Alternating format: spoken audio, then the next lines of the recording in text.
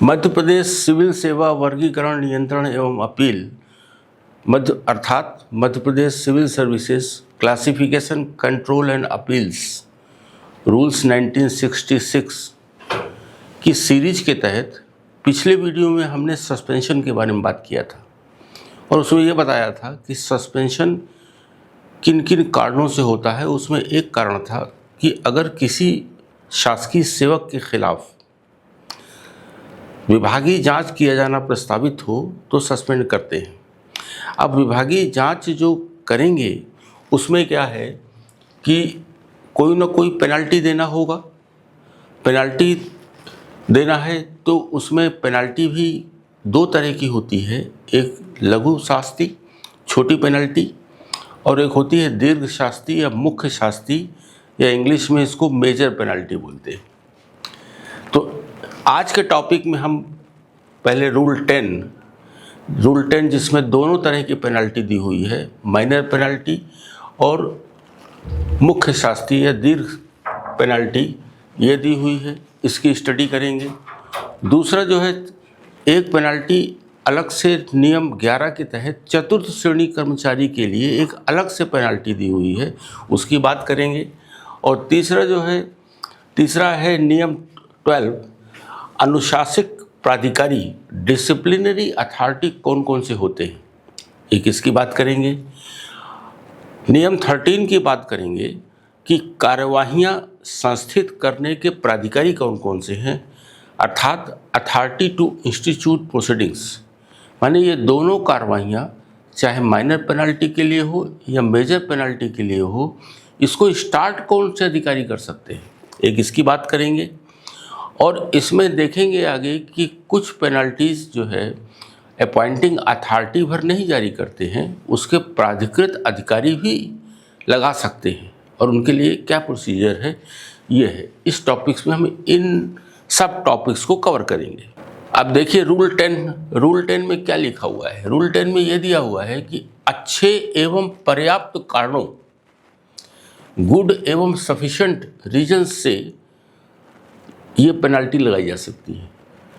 माने पेनल्टी लगाने के लिए सफिशेंट कारण होने चाहिए तभी पेनल्टी लगा सकते हैं। अब उसमें इनमें जो दो कैटेगरी में जो पेनल्टी बांटी है, एक जो है माइनर पेनल्टी। अब माइनर पेनल्टी कितने तरह की होती है हम आपको ये बताते हैं।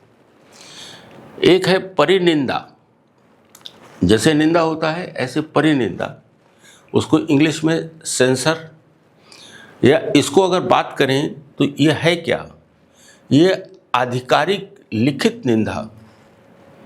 मान निंदा तो अपन वर्बल भी किसी कर देते हैं, लेकिन ये लिखित में अगर निंदा किया है आधिकारिक रूप से तो ये सेंसर कहलाती है। इसकी ख़ास बात है कि इस तरह की निंदा की जो लिखित निंदा है अर्थात परिनिंदा की सेवा पुस्तिका में भी इंदराज होता है। दूसरी पेनल्टी है पदोन्नति रोकना, विथ होल्डिंग प्रमोशन। अब इसमें समझने वाली बात यह है कि ये पेनल्टी है कि पहले अपन ने जो डी कंडक्ट किया और कंडक्ट होने के बाद अगर उसके दंड स्वरूप किसी की पदोन्नति को रोकते हैं तो वो इस पेनल्टी में आता है, माइनर पेनल्टी सब रूल 2। एक इसमें और चीज़ है कि अनफिट होने के कारण पदोन्नति रुकना दंड नहीं। ये फॉर एग्जांपल कि अगर डीपीसी होती है, उसके जो क्वालिफाइंग मार्क्स हैं कि मिनिमम मार्क्स 12 मार्क्स 13 मार्क्स जो है उसको लाना चाहिए। अगर किसी व्यक्ति के वो जो मिनिमम बार है उससे नीचे आते हैं और वो पदोन्नति के लिए पात्र नहीं पाया जाता है तो उसकी पदोन्नति तो नहीं होगी, लेकिन ये दंड नहीं है। दंड तभी होगा जब सीसीए रूल्स के तहत डी करने के बाद उसको दंड दिया जाए, इस आशय से नहीं कि उसकी डीपीसी में कंसिडरेशन हुआ और पदोन्नति नहीं हुई तो उस पदोन्नति नहीं होने को हम दंड कह दें, ये दंड नहीं है। एक तीसरे प्रकार की जो पेनल्टी है माइनर पेनल्टी, वेतन से आर्थिक हानि की वसूली। मतलब ये हुआ कि अगर कोई मिसकंडक्ट किसी ने किया है और उसमें जांच होती है कुछ उसमें शासकीय धन का नुकसान होता है तो उस केस में रिकवरी के आदेश दिए जा सकते हैं उसके वेतन से। एक पेनल्टी ये है। चौथे प्रकार की पेनल्टी ये है वेतन वृद्धि का रोकना, विथ होल्डिंग ऑफ इंक्रीमेंट्स असंचयी प्रभाव से, विथ नॉन क्यूमुलेटिव इफेक्ट। विभागीय परीक्षा पास ना होने से वेतन वृद्धि रोकना दंड नहीं। इसको थोड़ा सा समझना है कि किसी की वेतन वृद्धि जो कि हर साल लगती है, अगर हम रोक देते हैं कि 2 वेतन वृद्धि नहीं रुकेगी असंचयी प्रभाव से। अब संचयी असंचयी का क्या फ़र्क होता है? असंचयी का मतलब कि 2 वर्ष तक रोकेंगे अगर, तो इसके तीसरे वर्ष से वो चालू हो जाएगी, अगली भी मिलेगी और पिछली भी मिल जाएगी। लेकिन इसमें एक बात समझने जैसी है कि सपोज करिए कि कोई एलडीसी है, उसको टाइपिंग एग्जामिनेशन पास करना ज़रूरी है, तब तक उसको वेतन वृद्धि नहीं मिलती। तो इस तरह के वेतन वृद्धि ना मिलना वो पेनल्टी नहीं है। इस तरह से हमने 4 पेनल्टीज़ को देखा जो कि माइनर पेनल्टी में आती है। पहला सेंसर, विथहोल्डिंग प्रमोशन। तीसरा क्या था? वेतन से आर्थिक हानि की वसूली, रिकवरी ऑफ पेक्यूनियरी लॉसेस, और withholding of increments with non cumulative effect, असंचयी प्रभाव से, माने स्थायी प्रभाव नहीं है। ये 4 पेनल्टी जो है ये आती है लघु शास्ति में, छोटे दंड में। अब एक बात ध्यान रखने की है कि जब लघु शास्ति की बात करते हैं, किसी पर प्रपोज की जाती है, तो इसको लगाने की प्रक्रिया अलग है और दीर्घ शास्ति को लगाने की प्रक्रिया अलग है। वो हम आगे बात करेंगे। अब ये देखेंगे कि दीर्घ शास्ति क्या होती है। दीर्घ शास्ति जिसको मुख्य शास्ति भी बोलते हैं, बड़ी शास्ति, मेजर पेनल्टी। मेजर पेनल्टी में एक पहला है निर्धारित अवधि हेतु निचले वेतन में औन्नत, reduction to lower stage of pay scale for specified period. मतलब ये है कि जो उसको मिल रहा था, जो वेतनमान, उसको नीचे के वेतनमान में ले आए पे स्केल फॉर सर्टेन पीरियड, साल भर 2 साल, तो उसमें ये एक मेजर पेनल्टी है। दूसरी ये है निचले वेतनमान पद ग्रेड में औन्नत, उसका पोस्ट रिडक्शन कर दिया जाए, चाहे ग्रेड 2 था चाहे ग्रेड 3 कर दिया जाए, तो ये भी एक पेनल्टी है, मतलब इमीडिएट करना है। तीसरी है, एक तीसरा इसको थोड़ा समझने जैसा है, अनिवार्य सेवानिवृत्ति। अनिवार्य सेवानिवृत्ति, कंपल्सरी रिटायरमेंट, पेंशन संरक्षित वर्सेस प्रशासनिक पब्लिक इंटरेस्ट में 50 ईयर्स और 20 ईयर्स सर्विस। ये क्या चीज़ है? अगर ये जांच के परिणाम के बाद अगर इसको अनिवार्य सेवानिवृत्ति का दंड दिया जाता है कि मतलब आज से रिटायर, तो उसकी पेंशन उसको मिलती रहेगी। अब थोड़ा और समझने जैसा है कि एक अनिवार्य सेवानिवृत्ति और होता है। जीएडी ने जो है 2000 में और 2014 में एक स्कीम लाई थी, शासन ने स्कीम लाई थी कि किसी की उम्र अगर 50 साल हो गई है और 20 साल की सर्विस हो गई है, तो उसकी योग्यता के आधार पर, उसकी कार्यप्रणाली के आधार पर उसको स्क्रीनिंग किया जाए।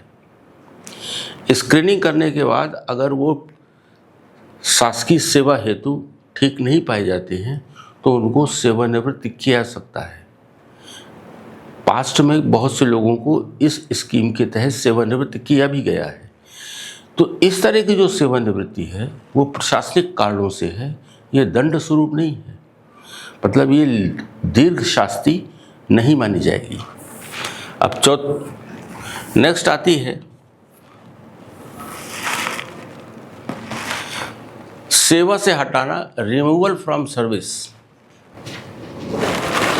अगली शास्ति है सेवा से हटाना, रिमूवल फ्रॉम सर्विस। इसमें क्या है, शासन के अन्य विभाग में नौकरी कर सकता है, पेंशन देय है, तो अब इन तीनों को हम आपको बताएंगे। जो रिमूवल ऑफ सर्विस, इसको थोड़ा सा समझ लेना है कि अगर किसी को रिमूवल फ्रॉम सर्विस का दंड दिया जाता है, ये डेफिनेटली सभी दंड विभागीय जांच के बाद ही होंगे। ये दिया जाता है तो ये शासन के अन्य विभाग में नौकरी कर सकता है और इसको पेंशन मिलती रहेगी। तीसरा है, सबसे जो बड़ी पेनल्टी है वो सेवा से पदच्युत, डिसमिसल फ्रॉम सर्विस। इसमें क्या है, पेंशन जब्त हो जाती है। मतलब डिसमिसल अगर कर दिया तो उसको पेंशन आगे नहीं मिलेगी और शासन के अन्य विभाग में नौकरी नहीं कर सकता, मतलब उसका पूरा कैरियर खत्म। अब इसमें थोड़ी समझने वाली बात है, किंतु प्रोबेशन में नियुक्त व्यक्ति की किसी कारण से सेवा समाप्त करना दंड नहीं है। जैसे सर्विस में आया कोई, 2 साल के प्रोबेशन में रखा उसको, साल भर 2 साल के प्रोबेशन रखा, अगर उसका कार्य अच्छा नहीं हुआ तो अक्सर होता है कि उसको सेवा से डिसमिस कर देते हैं। तो इस तरह का डिसमिसल दंड नहीं है। वैसे दंड ना होने के बाद भी दंड है, क्योंकि दूसरी डिपार्टमेंट में दंड नहीं है ये। और जबकि ये जो है डिसमिसल, ये डी करने के बाद की बात है ये, और ये दंड नहीं है, मतलब किसी दूसरे डिपार्टमेंट में नौकरी कर सकता है फिर से। एक अलग से दी हुई है रूल 11 में चतुर्थ श्रेणी के कर्मचारियों के लिए, जो रूल 10 में ऊपर जो दी हुई है वो तो है ही, ये एक अलग से रूल 11 में दिया हुआ है। यदि लापरवाही करता है, कोई प्यून है, कोई लापरवाही करता है, ऑफिस देरी से आता है, तो इसमें क्या है, 50 रुपये तक की फ़ाइन लगा सकते हैं, लेकिन इसकी सीमा है, महीने में कुल 50 रुपये से ज़्यादा की नहीं। ये ऐसा नहीं है कि जितनी बार ना आए उतनी बार 50 रुपये, उसकी एक सीमा है, महीने में 50 रुपये से ज़्यादा नहीं होना चाहिए। इसमें एक और चीज़ है कि इसमें रिव्यू का प्रावधान नहीं है, माने इस पेनल्टी के तहत वो चतुर्थ श्रेणी कर्मचारी का उस रिव्यू के लिए, पुनर्विलोकन के लिए आवेदन नहीं कर सकता, क्योंकि अमाउंट छोटा है, इसलिए प्रावधान नहीं है। अब हम आगे बात करेंगे। इसमें हमने भी 2 टाइप की पेनल्टी की बात कर ली, 4 पेनल्टीज हमने बात किया, माइनर पेनल्टी, और 5 पेनल्टी बात किया, मेजर पेनल्टी। अब इसको लगाने वाले डिसिप्लिनरी अथॉरिटी कौन है, ये समझना जरूरी है। ये दिया हुआ है रूल 12 में। अब इसमें देखिए, इसमें रूल 10 का सब रूल 1 में ये दिया हुआ है कि राज्यपाल सभी शास्त्री, चाहे माइनर की हो या मेजर की हो, ये किसको लगा सकते हैं, राज्य सिविल सेवा के स्टील सिविल सर्विसेज के सदस्य हेतु या तो ये लगा सकते हैं। दूसरा उसमें क्या है कि राज्य सिविल सेवा स्टेट सिविल सर्विस के सदस्य हेतु उसकी नियुक्तिकर्ता अधिकारी, अपॉइंटिंग अथॉरिटी लगा सकते हैं, या अन्य प्राधिकृत अधिकारी या कोई अथराइज्ड ऑफिसर है जो कि नियमों के तहत अथराइज्ड होगा। नियम को नोटिफिकेशन निकाल के उसको अथराइज किया जाएगा। ये हम आगे बात करेंगे इस तरह के कौन कौन से अधिकारी हैं। दूसरा, राज्य सिविल पद के लिए स्टेट सिविल पोस्ट के सदस्य हेतु नियुक्तिकर्ता अधिकारी या अन्य प्राधिकृत अधिकारी। दोनों में स्टेट सिविल सर्विसेज में देखा होगा, क्लास 2 के गस्टेड ऑफिसर जितने डायरेक्ट अपॉइंट होते हैं पीएससी के थ्रू, वो स्टेट सिविल सर्विस में आ गए, और जो नॉन पीएससी में होते हैं वो स्टेट सिविल पोस्ट में, जैसे कि क्लरिकल स्टाफ है या कोई भी है, वो भी हैं, राज्य सिविल के पद हैं वो, क्योंकि राज्य शासन से उनकी सैलरी जाती है। उनके लिए क्या है, नियुक्तिकर्ता अधिकारी या प्राधिकृत अधिकारी। ये कोई भी इनमें से अनुशासिक प्राधिकारी डिसिप्लिनरी अथॉरिटी का फंक्शन करेगा, माने वो इस पर कार्रवाई कर सकता है। अब इसमें एक एम्बार्गो भी है, दीर्घ शास्ति मेजर पेनल्टी मात्र नियुक्तिकर्ता अधिकारी द्वारा। मतलब ये जो माइनर पेनल्टी है, इसके लिए तो हम अथराइज्ड ऑफिसर उसको डेलीगेट कर सकते हैं, लेकिन अगर मेजर पेनल्टी लगाना हो तो केवल उसका नियुक्तिकर्ता अधिकारी द्वारा लगाई जा सकती है। इसमें एक एक्सप्लेनेशन है, यदि व्यक्ति उच्च पद पर अस्थायी रूप से पदस्थ है तो उच्च पद हेतु नियुक्तिकर्ता अधिकारी द्वारा, क्या मतलब, एक एक्सप्लेनेशन है कि अगर कोई भी व्यक्ति उच्च पद पर अस्थायी रूप से पदस्थ है तो उच्च पद हेतु नियुक्तिकर्ता अधिकारी द्वारा दी जाएगी ये पेनल्टी। कैसे, क्या मतलब है इसका, कि सपोज करिए कि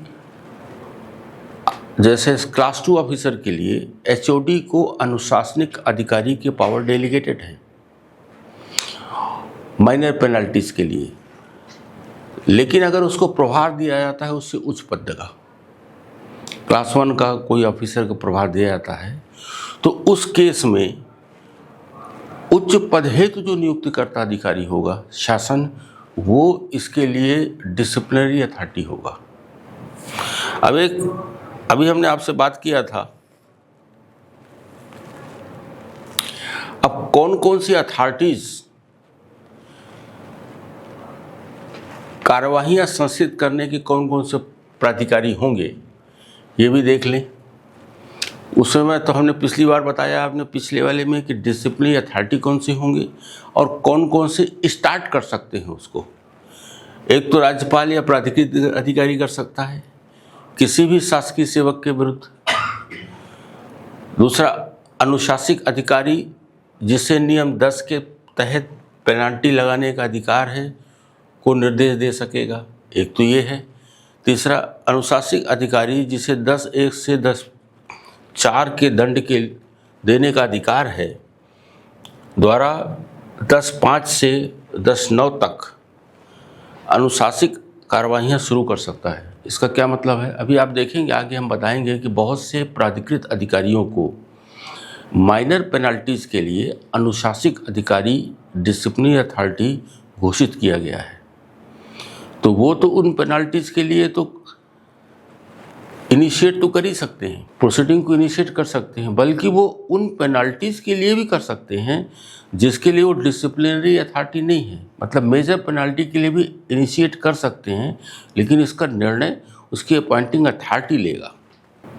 फॉर एग्जांपल, एचओडी सपोज करिए क्लास 2 अधिकारी के लिए एचओडी को अनुशासिक अधिकारी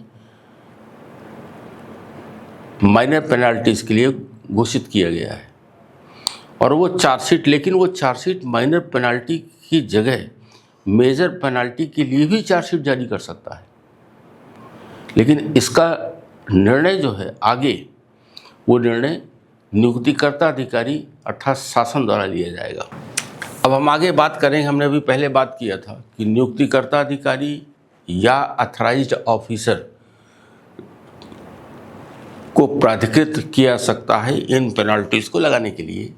अब हम ये देखेंगे कि जीएडी ने अलग अलग टाइमों में किनको डिसिप्लिनरी अथॉरिटी बनाया है। एक तो एचओडीज़ को, विभागाध्यक्ष को। विभागाध्यक्ष को नियम 9 के तहत निलंबन एवं नियम 12(2) के तहत अनुशासिक अधिकारी की हैसियत से द्वितीय श्रेणी के अधिकारियों के विरुद्ध लघु शास्ति अर्थात 10(1) से 10(4) की पेनल्टी लगाने हेतु अधिकृत किया गया है।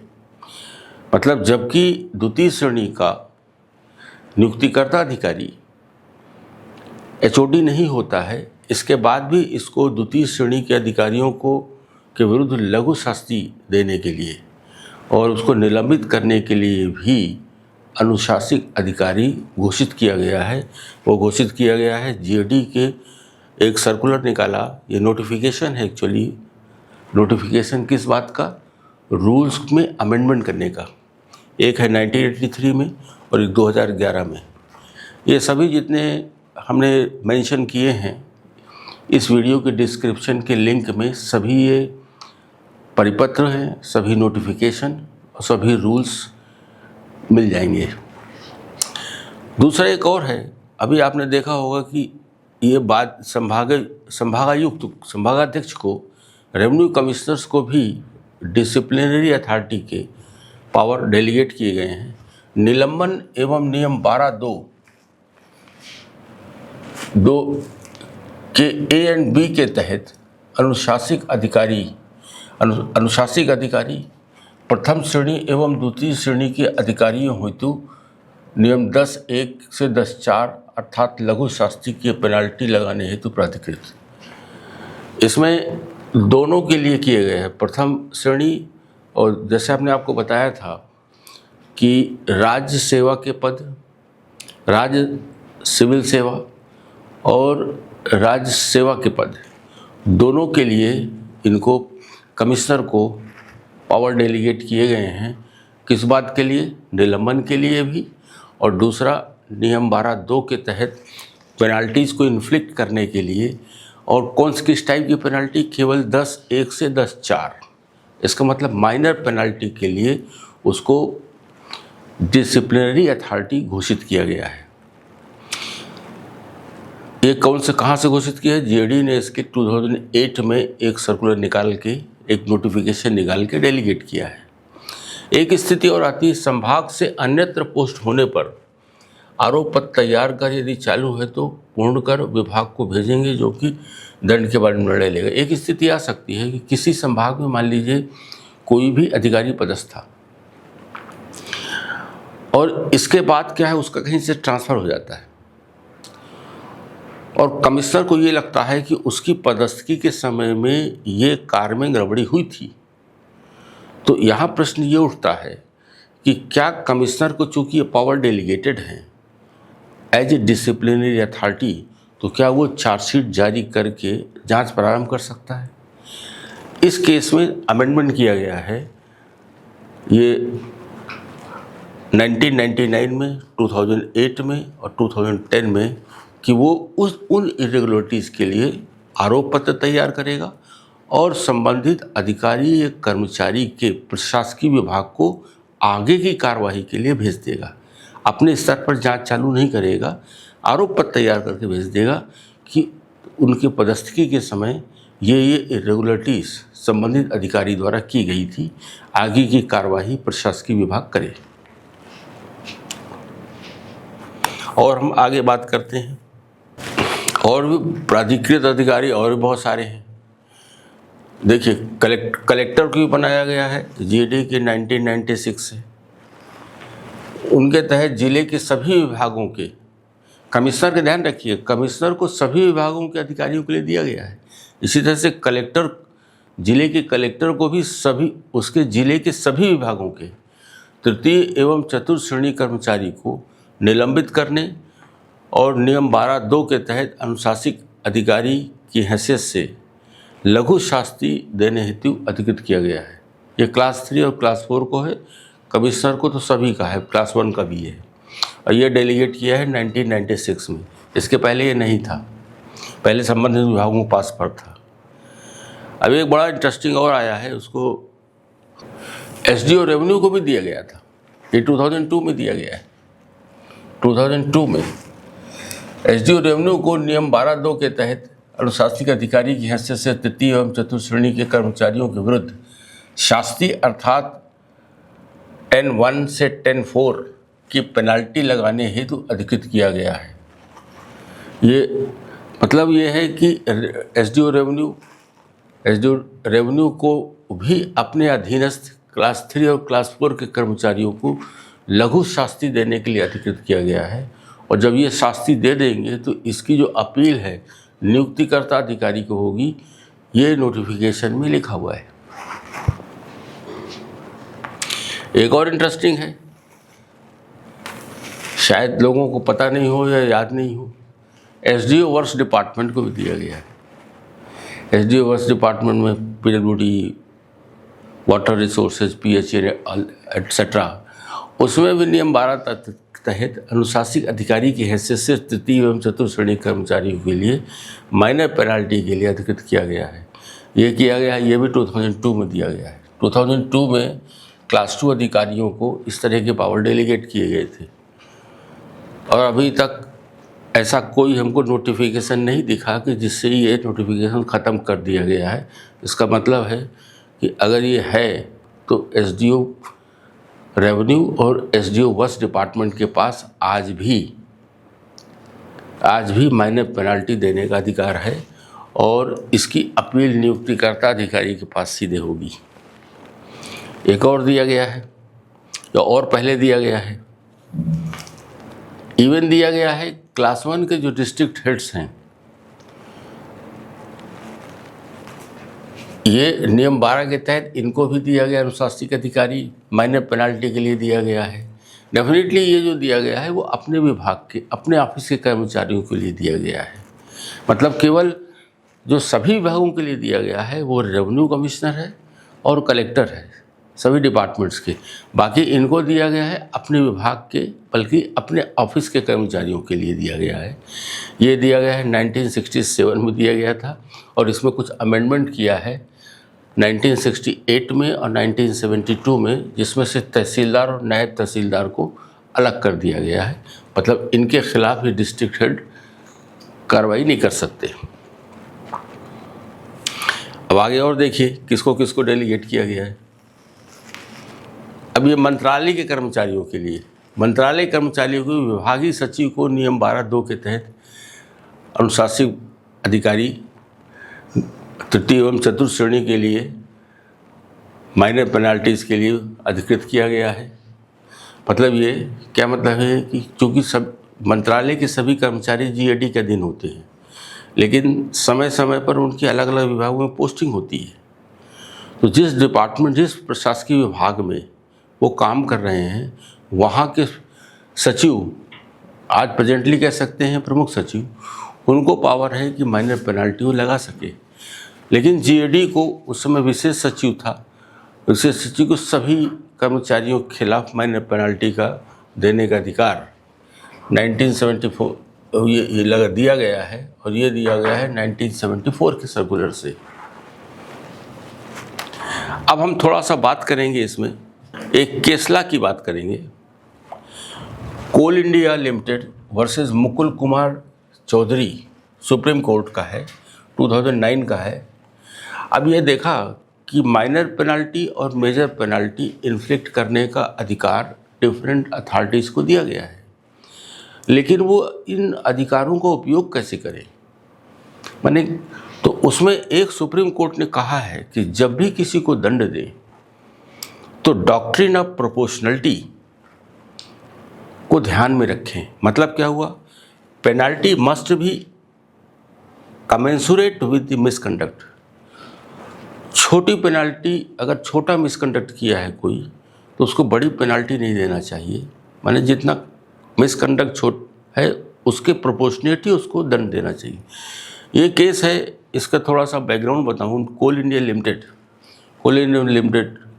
का ये केस है। इसमें क्या है, एक कर्मचारी 6-7 महीने से वो अपने कार्य से अनुपस्थित था और इसके बाद जब आया तो उसको डिपार्टमेंटल इंक्वायरी चला के उसको डिसमिसल कर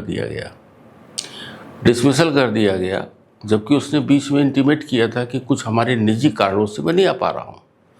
तो ये मामला धीरे सुप्रीम कोर्ट तक गया। सुप्रीम कोर्ट में उसे कोल इंडिया लिमिटेड ने उसमें अपील किया था, तो उसमें सुप्रीम कोर्ट ने यह ऑब्जर्व किया कि उसको अगर 6 महीने वो नहीं आया तो ये पेनाल्टी एक्सेसिव है नौकरी से निकालने की। तो सुप्रीम कोर्ट ने इसमें नौकरी में वापस करने के लिए आदेश किया। डेफिनेटली जिस पीरियड में नहीं आया था वो, उस पीरियड को, वेतन को छोड़कर। अभी हमने केवल आपको जो बात किया है कि माइनर, इस वीडियो में बात किया है कि माइनर पेनाल्टी कितने प्रकार की होती है, मेजर पेनाल्टी कितने प्रकार की होती है, अनुशासनिक अधिकारी, डिसिप्लिनरी अथॉरिटी कौन कौन से होते हैं, कौन कौन से बाय डिफ़ॉल्ट हैं, कौन कौन से डेलीगेटेड हैं, जिसमें कि commissioner, collector, SDO revenue, SDO वर्सी, सब चीज़ हमने आपको बताई।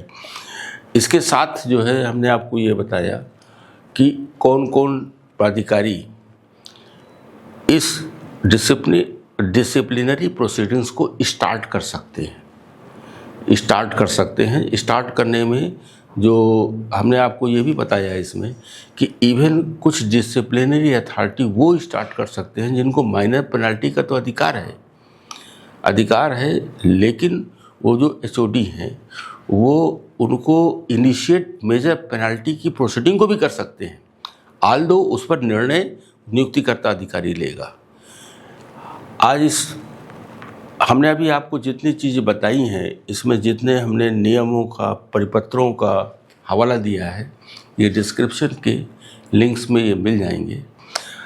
अब हम अगले वीडियो में इसमें और डिटेल में बात करेंगे कि मेजर पेनल्टी और माइनर पेनल्टी लगाने की प्रक्रिया क्या है, क्योंकि उसके बिना फॉलो किए ये पेनल्टी जो दोनों हैं वो नहीं लगाई सकती हैं।